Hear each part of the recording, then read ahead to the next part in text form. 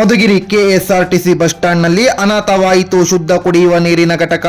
ಅನಾಥ ಮಗುವಾದೆ ನಾನು, ಅಪ್ಪನೂ ಅಮ್ಮನೂ ಇಲ್ಲ. ಹೌದು, ಮಧುಗಿರಿಯಲ್ಲಿರುವ ಕೆಎಸ್ಆರ್ಟಿಸಿ ಬಸ್ ಸ್ಟ್ಯಾಂಡ್ನಲ್ಲಿ ಸುಮಾರು ವರ್ಷಗಳಿಂದ ಶುದ್ಧ ಕುಡಿಯುವ ನೀರಿನ ಘಟಕವಿದ್ದು ಅದು ಹೆಸರಿಗೆ ಮಾತ್ರ ಶುದ್ಧ ನೀರಿನ ಘಟಕವಾಗಿದೆ. ಕೆಟ್ಟು ಹೋಗಿ ಸುಮಾರು ವರ್ಷಗಳೇ ಕಳೆದಿವೆ.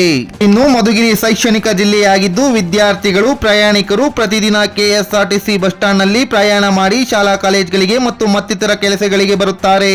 ಹನಿವಾದಾಗ ನೀರು ಕುಡಿಯಲು ಹೆಸರಿಗೆ ಮಾತ್ರ ಇರುವ ಶುದ್ಧ ನೀರಿನ ಘಟಕದ ಬಳಿ ನೀರು ಕುಡಿಯಲು ಹೋದರೆ ನೀರೇ ಬರುವುದಿಲ್ಲ. ಕೆಎಸ್ಆರ್ಟಿಸಿ ಅಧಿಕಾರಿಗಳ ಮೇಲೆ ಅನುಮಾನ ವ್ಯಕ್ತವಾಗಿದೆ. ಕನ್ನಡಪರ ಸಂಘಟನೆಯ ಒಕ್ಕೂಟದ ಅಧ್ಯಕ್ಷ ರಾಘವೇಂದ್ರ ಆರೋಪ.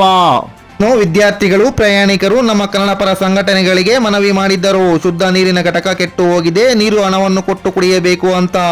ಇದರ ಸಂಬಂಧ ಅಧಿಕಾರಿಗಳು ಏನು ಮಾಡುತ್ತಿದ್ದಾರೆ? ಕೆಎಸ್ಆರ್ಟಿಸಿ ಬಸ್ ಸ್ಟ್ಯಾಂಡ್ನಲ್ಲಿರುವ ಅಂಗಡಿಗಳಲ್ಲಿ ನೀರಿನ ಬಾಟಲ್ಗಳು ಮಾರಾಟವಾಗಲಿ ಅಂತ ಶುದ್ಧ ನೀರಿನ ಘಟಕ ರಿಪೇರಿ ಮಾಡಿಸುತ್ತಿಲ್ಲವಾ?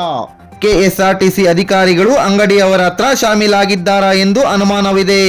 ಇನ್ನು ಒಂದು ವಾರದಲ್ಲಿ ಶುದ್ಧ ನೀರಿನ ಘಟಕ ರಿಪೇರಿ ಮಾಡಿಸಿಲ್ಲ ಅಂದರೆ ಹೋರಾಟ ಮಾಡುತ್ತೇವೆ ಎಂದು ಎಚ್ಚರಿಕೆ ನೀಡಿದರು. ಈ ಸಂದರ್ಭದಲ್ಲಿ ಕನ್ನಡಪರ ಸಂಘಟನೆಯ ಒಕ್ಕೂಟದ ಪದಾಧಿಕಾರಿಗಳಾದ ಚಿಕ್ಕಮಾಲೂರು ಬಾಬು, ಮಂಜುನಾಥ್ ಮತ್ತಿತರರು ಹಾಜರಿದ್ದರು.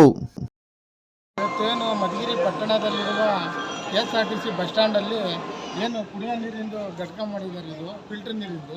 ಇದು ಕೆಟ್ಟೋಗಿ ಎಷ್ಟು ತಿಂಗಳಾಗೈತೆ ಗೊತ್ತಿಲ್ಲ. ಸ್ಟೂಡೆಂಟ್ಗಳು ವಿದ್ಯಾರ್ಥಿಗಳು ನಮಗೆ ಸುಮಾರು ಸಲ ನಮ್ಮ ಗಮನಕ್ಕೆ ತಂದಾರೆ, ಕನ್ನಡಪರ ಸಂಘಟನೆಗಳು ಗಮನಕ್ಕೆ ತಂದವ್ರೆ. ಇದು ಏನು ಅಧಿಕಾರಿಗಳು ಏನು ಮಾಡ್ತಾವ್ರೆ ಅನ್ನೋದು ಗೊತ್ತಿಲ್ಲ. ಇದು ಫಿಲ್ಟರ್ ಸಾವಿರಾರು ಜನ ಪ್ರಯಾಣಿಕರು ಓಡಾಡ್ತಾರೆ. ಇಲ್ಲಿ ಫಿಲ್ಟರ್ ನೀರು ಕೆಟ್ಟೋಗಿದೆ. ಏನು ಮಾಡ್ತಾರೆ? ಸಂಬಂಧಪಟ್ಟದ್ದು ಯಾರು ಡಿಪೋದವ್ರಿಗೆ ಸಂಬಂಧಪಟ್ಟೈತೆ, ಪುರಸಭೆಯವ್ರಿಗೆ ಸಂಬಂಧಪಟ್ಟೈತೆ ಗೊತ್ತಿಲ್ಲ. ಇಲ್ಲೇನಿಲ್ಲ ಅಂದರೆ ಇಲ್ಲಿ ಒಳಗಡೆ ಅಂಗಡಿಗಳಿದಾವಲ್ಲ, ಅವ್ರಿಗೆ ಏನಾದ್ರು ನೀರಿನ ಬಾಟಲ್ ಸೇಲ್ ಆಗಿಲ್ಲ ಅಂತ ಕೆಟ್ಟೋರನ್ನು ರೆಡಿ ಮಾಡೋದನ್ನು ಸುಮ್ಮನೆ ಇದ್ದಾರೆ.